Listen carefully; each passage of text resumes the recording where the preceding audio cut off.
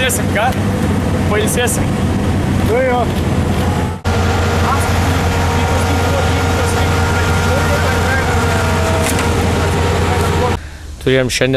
Važiavom šiandien visą dieną be stabdžių.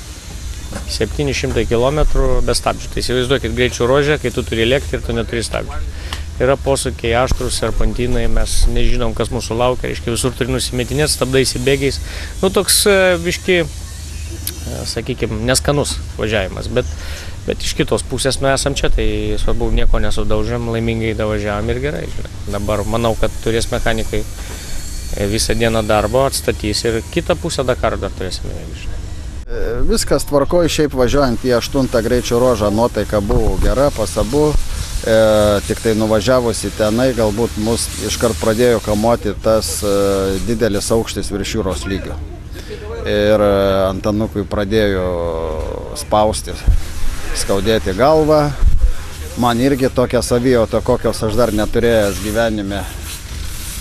Ir deguonies trūkumas, kuo daugiau oro kvepi, tuo tau jau labiau trūksta.